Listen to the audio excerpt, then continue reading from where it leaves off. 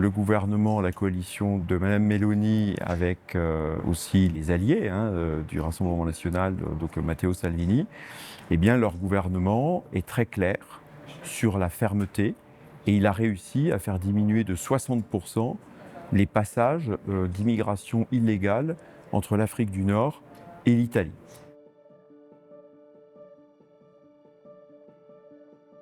Et on voit que depuis quelques semaines, il y a un nouveau tour de vis en Allemagne.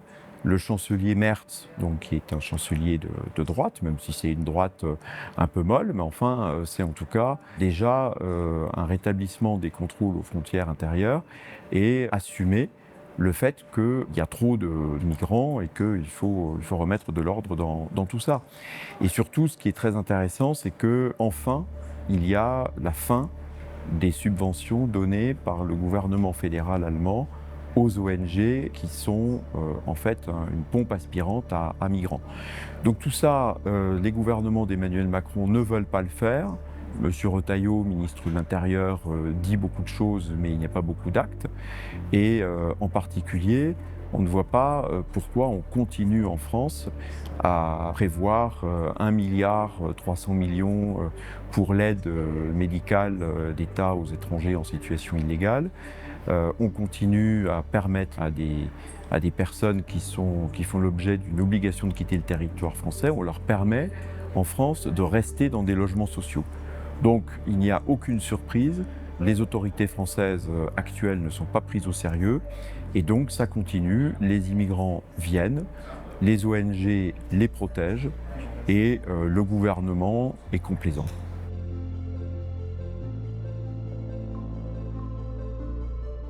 C'est un déni de la part des gouvernements d'Emmanuel Macron, c'est un déni de ceux qui se qualifient le bloc central, le cercle de la raison. Ils considèrent que voilà, on a besoin d'une main-d'œuvre, soi-disant, de talents venus d'ailleurs, alors qu'en réalité, on n'a pas de grande immigration de travail en France, on a surtout une immigration de guichet social. Mais c'est un déni de réalité, c'est aussi un déni de démocratie parce que Emmanuel Macron n'est pas du tout respectueux des élections, alors que, par exemple en Allemagne, il y a eu une augmentation évidemment du vote motivé par le refus de l'immigration illégale. L'AfD, l'Alternative pour l'Allemagne, est le deuxième parti en Allemagne et le refus de l'immigration de masse est l'un des moteurs les plus puissants qui explique ce vote. Et donc la droite, je dirais classique, chrétienne-démocrate allemande, a bien intégré cela aussi parce que ses propres électeurs refusent l'immigration de masse. Donc il y a quand même une prise en compte de cette réalité sociologique et politique de ce que veulent ou ne veulent pas les citoyens. Mais avec Emmanuel Macron qui est hors sol, ça continue. Il considère être la raison, donc il n'y a pas de possibilité d'infléchir ce déni sur l'immigration.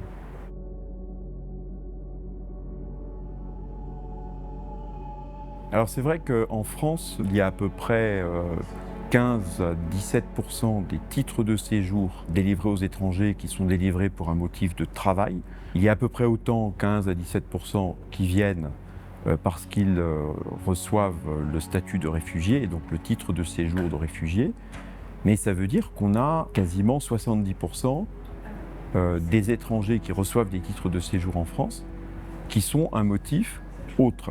Alors ces motifs autres, c'est des motifs de regroupement familial, c'est des motifs humanitaires, c'est tout un tas de prétextes et d'autres critères qui en réalité montrent bien que c'est une fable de nous faire croire qu'on a besoin d'une immigration de travail en France. En tout cas, ce n'est pas ce qui se passe aujourd'hui. Et puis, il y a malheureusement tout un tas de régularisations qui continuent. Il faut aussi dénoncer cette circulaire Retailleau qui nous a été présentée comme étant une circulaire de renforcement de la fermeté contre l'immigration illégale. Et si vous prenez par exemple le critère de la régularisation, là où il fallait jusqu'à présent 5 ans de présence attestée, même illégale, en France, pour être régularisé, la circulaire Retailleau prolonge de 2 ans, donc il faut maintenant 7 ans. Le subterfuge est le suivant. Dans les 2 prochaines années, c'est-à-dire comme par hasard jusqu'à la présidentielle de 2027, eh bien, le nombre de régularisations va artificiellement baisser, puisque des étrangers qui auraient pu demander maintenant leur régularisation vont devoir attendre 2 ans de plus pour avoir 7 ans de présence, alors qu'ils avaient déjà 5 ans.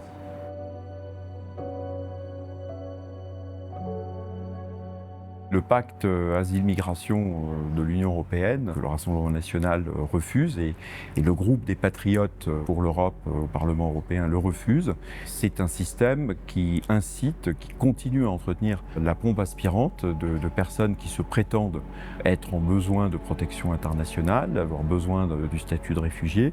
Or, entre 70 et 80% de ces migrants qui arrivent se voient refuser le statut de réfugié. C'est la moyenne en France. C'est une moyenne à peu près similaire au niveau de toute l'Union européenne.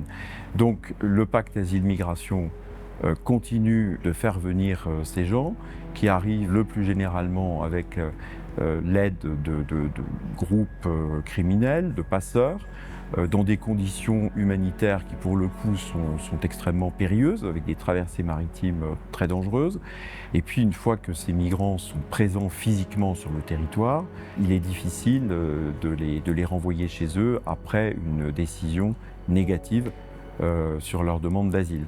Donc c'est une vaste fable et au lieu d'empêcher cette immigration illégale d'entrer sur le territoire européen, le pacte asile-migration procède à la redistribution, c'est-à-dire qu'en fait, il force les États membres à légaliser une arrivée qui était au départ illégale et qui commence très souvent par l'aide de groupes de trafiquants d'êtres humains. Donc c'est extrêmement grave.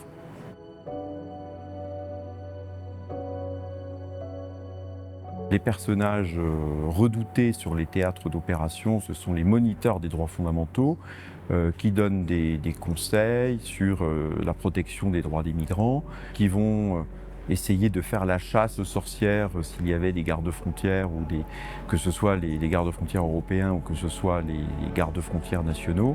Si certains avaient une volonté, je dirais, forte de protéger les frontières, ces moniteurs des droits fondamentaux vont leur expliquer que pas du tout, le rôle c'est d'accueillir les migrants et que sinon c'est une violation des droits fondamentaux, que tout ça est très grave. Donc je pense que ce qu'il faut c'est tout simplement une reprise en main politique. Il faut changer la gouvernance de cette agence. Il faut que les orientations politiques soient données par les États et non pas par une commission européenne dont les administrations sont infiltrées par les associations pro-migrants. Et il faut évidemment, je pense, vérifier quel est le pédigré des gens qui ont été recrutés ces dernières années par l'agence. Parce que je suppose que depuis 2022, part belle a dû être donnée à des profils immigrationnistes, à des profils issus d'ONG, et tout cela au détriment de profils opérationnels, de culture policière, garde-frontières, garde-côtes. Et donc je crois que c'est ça la problématique aujourd'hui, c'est un problème politique. Seule la politique peut réorienter dans le bon sens cette agence, et en tout cas il ne faut surtout rien attendre de l'agence elle-même dans les circonstances actuelles.